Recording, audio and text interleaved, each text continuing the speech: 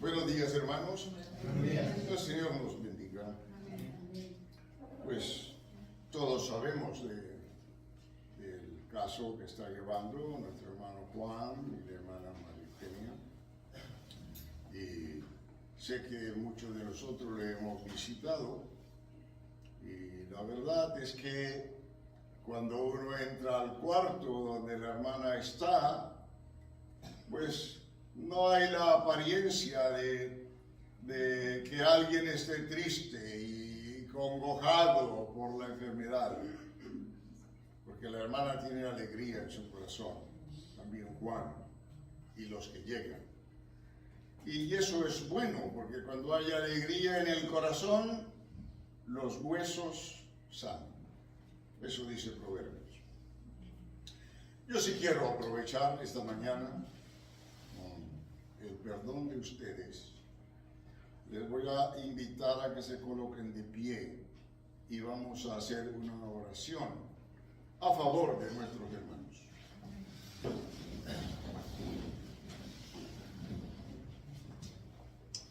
Señor, Dios Todopoderoso, tuyo es el reino, tuyo es el poder y tuya es la gloria.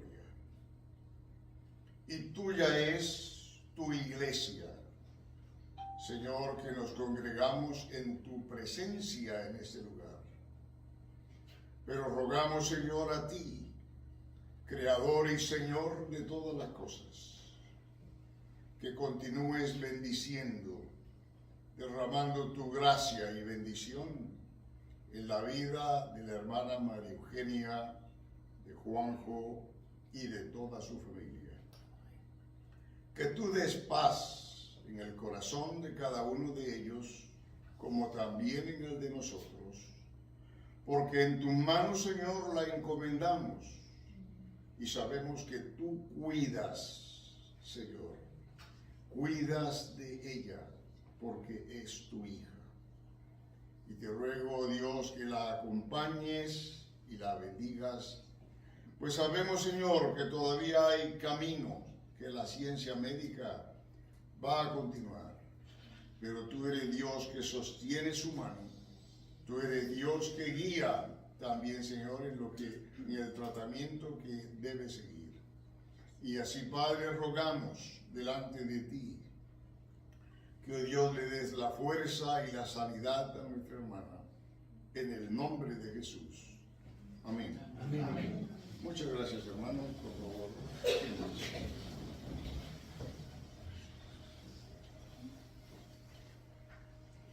Pues hoy quiero contarles una pequeña experiencia.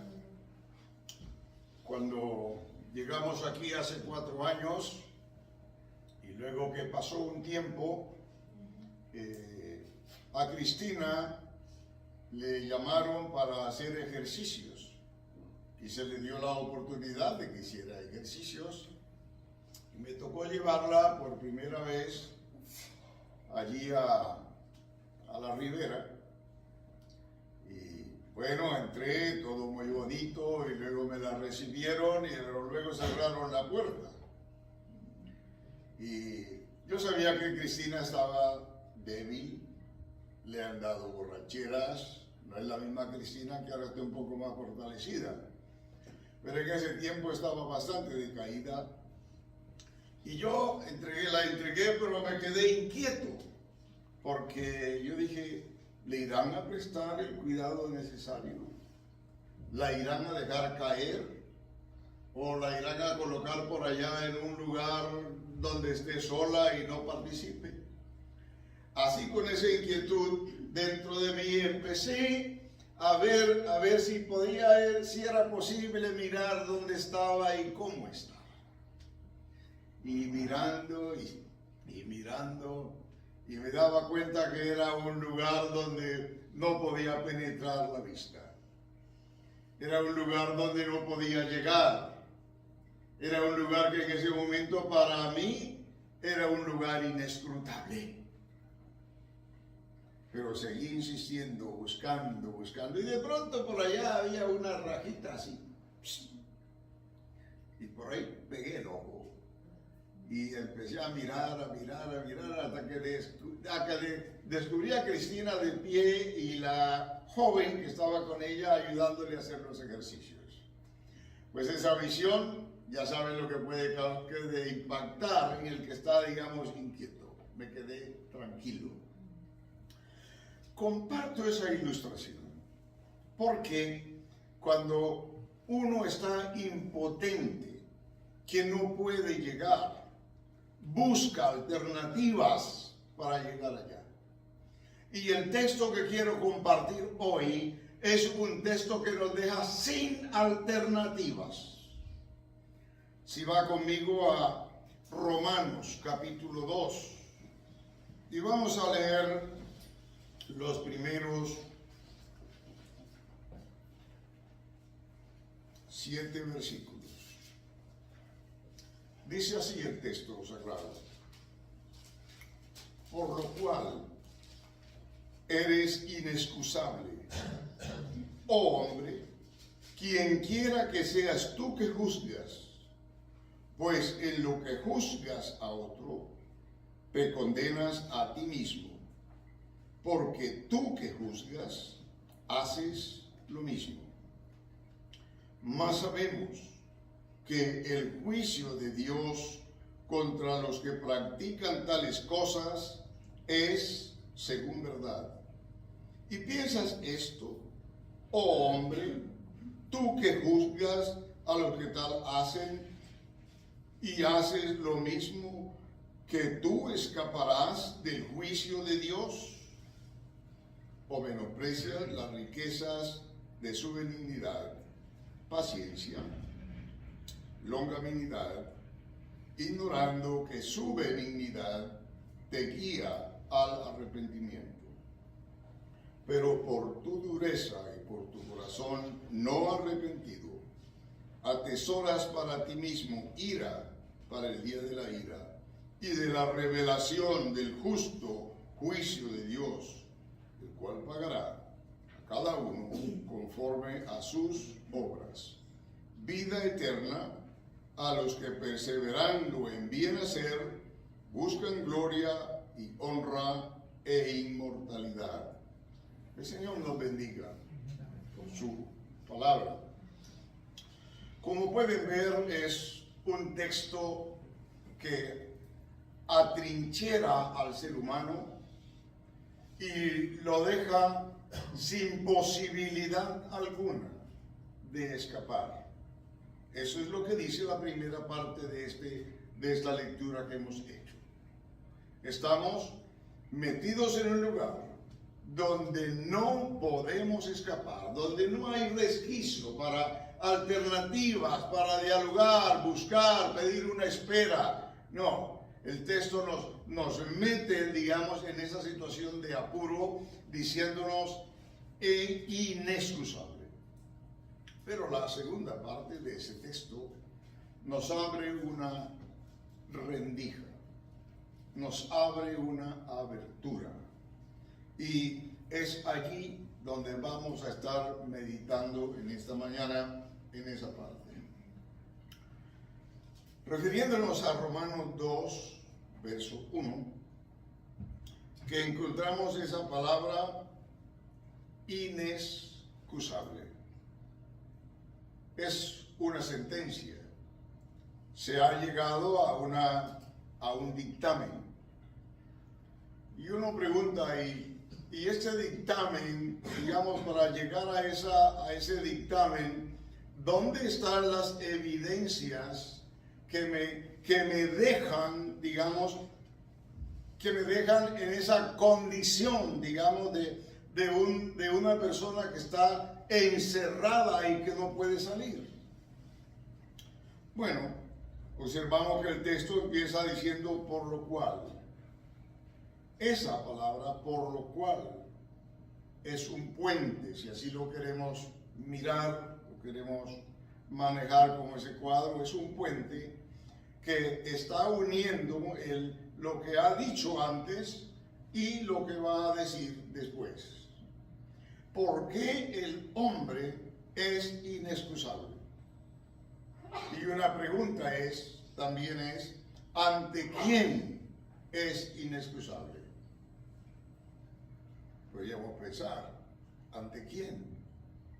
¿Qué nos sugiere el texto? ¿Qué nos dice el texto? ¿Qué hizo el hombre para recibir ese dictamen?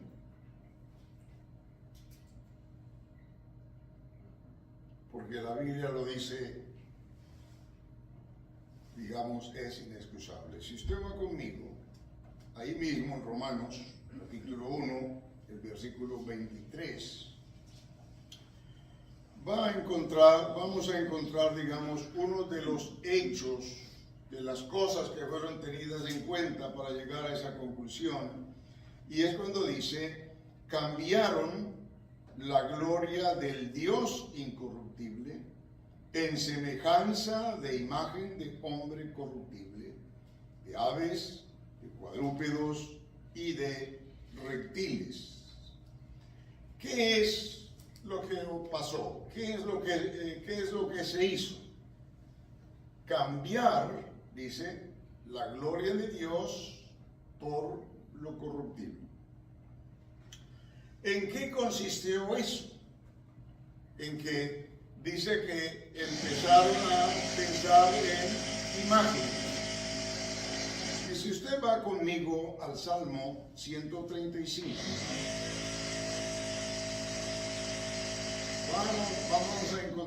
vamos a mirar allí qué dice el Señor, qué dice Dios acerca de ese cuadro donde el hombre incurre de cambiar la gloria de Dios por la corrupción. Es corrupto. Mire lo que dice el Salmo 135, a partir del verso 14, dice, porque Jehová juzgará a su pueblo y se compadecerá de sus siervos. El Dios que juzga es el Dios que merece toda nuestra alabanza, de acuerdo a los versos del 1 hasta el 14. Toda nuestra alabanza y debemos darle ahí. Pero es un Dios que también juzga de acuerdo, digamos, a la palabra que nos ha dado a nosotros y que la conocemos. Pero el hombre dice, cambiaron la gloria de Dios por la corrupción. El Dios que es totalmente invisible, el Dios que sabemos que es espíritu, el hombre se atreve a darle forma. Y esa forma es la que encontramos a partir del verso 15 en este salmo. Dice, los ídolos de las naciones son plata y oro, obra de manos de hombres. Tienen boca y no hablan, tienen ojos y no ven, tienen orejas y no oyen, tampoco hay aliento en sus bocas. Y ahí va a pasar la página. Semejante a ellos son los que los hacen y todos los que confían en ellos. ¿Qué es lo que está diciéndonos el texto? Está cambiando la gloria del Dios que es compañero, el Dios que calienta el alma, el Dios que nos acompaña, el Dios que habla y que está con nosotros, por la compañía de seres mudos. ¿No es cierto? El salmista los describe y usted y yo los conocemos. ¿Y qué es lo que dice el salmista? Dice que no hay aliento en sus bocas. No hay vida. Porque el único que es capaz de hacer algo y darle vida, influir vida, es Dios. no el hombre. El hombre podrá hacer muchas cosas hermosas y podrá hacer bellas cosas, pero no tiene el poder de transmitir vida, de influir vida en otros, ¿no es cierto? Dice que los hacen, el verso 18, semejantes a ellos son los que los hacen. ¿Qué quiere decir eso? Que son también como los ídolos, que tienen boca, pero no sirve para emitir una palabra de aliento, o una palabra de sabiduría, o una palabra de consuelo. Tienen orejas, pero no escuchan, no oyen. Tienen una sordera permanente. Pero el asunto se complica, porque no son ellos nada más y los que los hacen, sino todos los que en ellos confían. Así que entonces, de acuerdo a eso, es que Romanos va a decirnos que por haber hecho ese cambio y haber seguido esa directriz, el hombre, el ser humano, es totalmente inexcusable. ¿Inexcusable delante de quién? ¿Delante de sí mismo? No, porque el hombre argumenta y da razones de las cosas que hace, pero será inexcusable delante de otro, del todopoderoso Dios. ¿Qué más nos dice Romanos? Romanos 1:25 dice también que cambiaron otra cosa, y que cambiaron la verdad de Dios por la mentira, honrando y dando culto a las criaturas antes que al Creador, el cual es bendito por los siglos. Amén. Otro cambio, y podríamos decir que es un cambio nefasto, muy nefasto, porque ¿qué es lo que se hace? Cambiar verdad por mentira. Valiente cambio. Es como si usted cambiase oro para recibir papel. Cambio. Es como si usted hiciera un cambio de una apariencia hermosa y elegante que tiene usted por un deteriorado cuerpo injusto, ¿cierto? Totalmente nefasto, improcedente. ¿Quién hace ese tipo de cambios? Pues no lo hace una persona que esté, digamos, lúcida y cuerda. Lo hace una persona que está influenciada por un pensamiento, digamos, que cada día lo va deshumanizando más y más para hacer de él un guiñapo humano. Y de eso usted conoce que hay en las calles de muchas ciudades. Personas que, aunque son humanas y tienen allí, han gastado su vida y malgastado su vida en cosas que son mentirosas. Tal vez porque no conocen la verdad, o quizá porque quieran desecharla. La mentira. Esto nos dice el Salmo.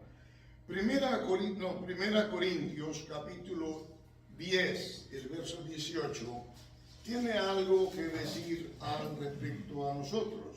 Porque a veces creemos que apenas es la parte, digamos, emotiva que está ahí al frente y lo que algo no tiene importancia espiritual. Miren lo que dice el texto 10:18 de Corintios. Y dice así. A ver. ¿Cuál fue el texto que di? 10:18, sí. 10:18. El 20, hermano. Perdona el lapsus, metí el dedo donde no era. Antes digo que lo que los gentiles sacrifican, a los demonios los sacrifican y no a Dios. Y no quiero que vosotros os hagáis partícipes con los demonios. Mire hasta dónde va el asunto. La adoración a imágenes, el cambiar la verdad de Dios por la mentira, a donde finalmente termina conduciendo al ser humano. Usted no lo sabe, ni el que lo hace lo sabe.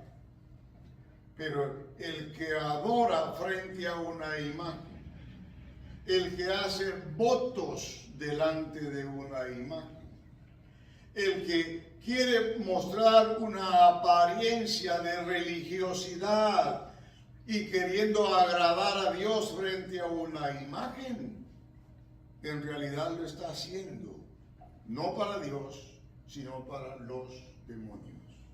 Mire qué terrible es eso, cuánto engaño. Por esto entonces tenemos que decir que cuando hay un texto como Romanos 2:1 que nos sacude, que nos acorrala, que nos tiene allí diciéndonos: eres inexcusable delante de Dios. ¿Por qué cosa? Por lo que nuestra sociedad ha hecho, pero también porque en esa sociedad misma nos estamos moviendo cada uno de nosotros.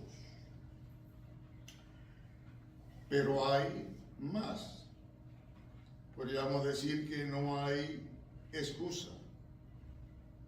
No hay la manera de justificar esa actitud de por qué prefiero la mentira a la verdad y por qué, ya se me fue Romanos, y por qué he puesto a Dios en forma de imagen.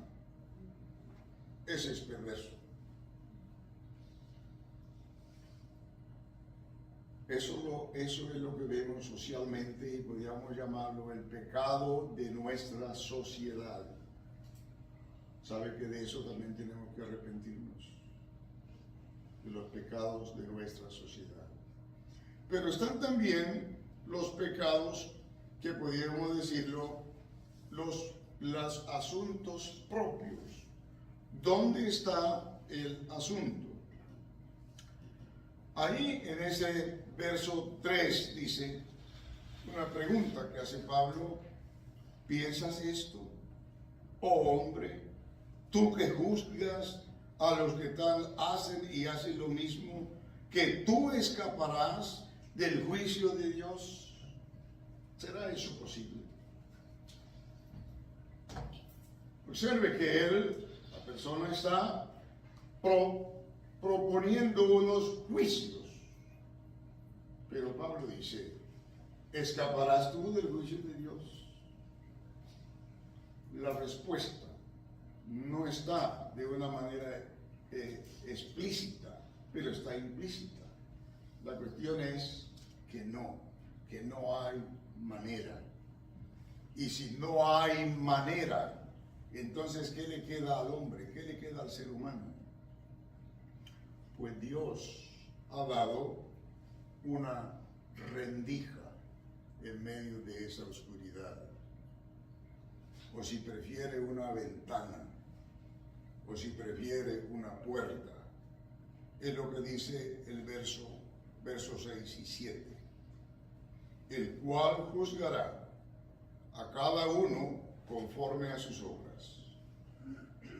Vida eterna a los que perseverando en bien hacer buscan gloria y honra e inmortalidad. Y los versos 8 y siguiente y el resto va a mostrar un contraste, digamos, en el sentido de que el hombre también acumula. ¿Qué es lo que acumula el hombre? Verso 8 dice ira. Ira.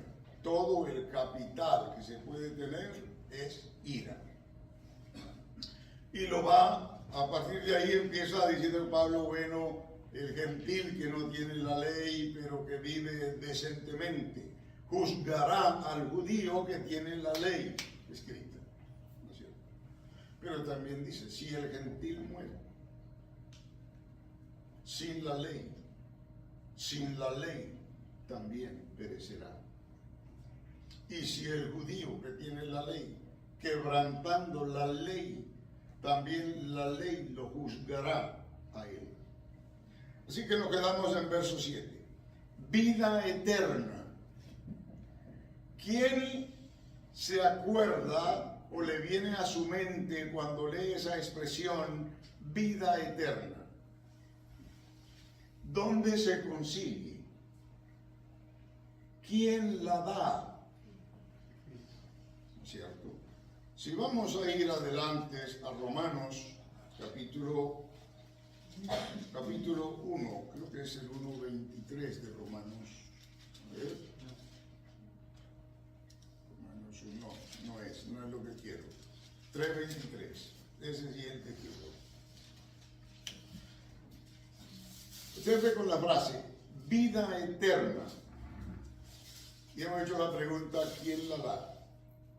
Por cuanto todos pecaron en la sentencia y están destituidos de la gloria de Dios, por razón de nuestro pecado, por razón de haber preferido las cosas vanas de esta vida, estamos separados de la gloria de Dios. ¿Y cómo alcanzamos? ¿Cómo podemos escalar para llegar allá? Romanos 6:23. Porque la paga del pecado es muerte, mas la dádiva de Dios es vida eterna en Cristo Jesús, Señor nuestro. Así que el verso 7 dice vida eterna. ¿Quién la da? ¿Quién la otorga? La otorga Dios. ¿Hay que llegar allá para comprar la salvación? No, el texto no dice eso. El texto dice que es la dádiva de Dios. Las hermanas tuvieron su reunión ayer. Felicitaciones, hermana Debbie.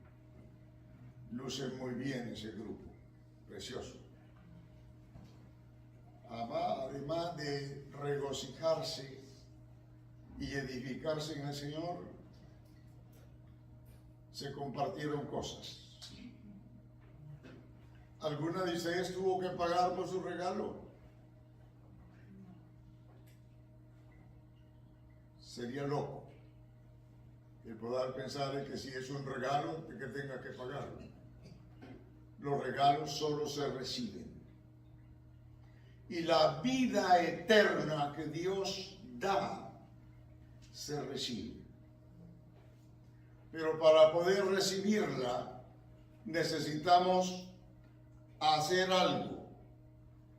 Y es lo que la Escritura llama arrepentimiento. Mire ahí en Romanos otra vez el verso 7, capítulo 2, el verso 7 de Romanos, que ya lo leímos. Vida eterna a los que perseverando en bien hacer buscan gloria, honra e inmortalidad. Y el verso 22 del capítulo 3 va a decirnos allí la justicia de Dios por medio de la fe en Jesucristo para todos los que creen en Él, porque no hay diferencia. ¿Cómo es la cosa? La justicia de Dios por medio de la fe. ¿En quién? En Jesucristo. Usted puede tener fe en otra cosa. Pueden tener fe en sí mismo para despertarle confianza y ser un hacedor de cosas. Yo puedo, yo hago, yo me muevo. Pero para la salvación, no. Quizás puedes tener fe en tu perro, que se levanta y se pone frente a la cama y te despierta. Sí, seguramente que sí, y te hace compañía. Pero aunque tengas fe en tu perro, confianza en lo que el perro puede hacer, no te va a dar la salvación, porque eres inexcusable. El único resquicio que tenemos no lo encontramos en nosotros mismos, lo encontramos en lo que el Señor nos dejó, Jesucristo. La fe en el Señor Jesucristo. Ese es lo que nos otorga la vida eterna que Dios da, para que escapemos de ese lugar encerrado donde somos inexcusables. Pero el Señor, que es bueno, nos abrió una ventana en su Hijo y reclama de todos nosotros que nos arrepintamos. ¿Que nos arrepintamos de qué? De haber consentido, de habernos movido en que se cambió la gloria de Dios por una cosa corrupta, porque se cambió la verdad por la mentira, y en eso vivimos y nos malogramos.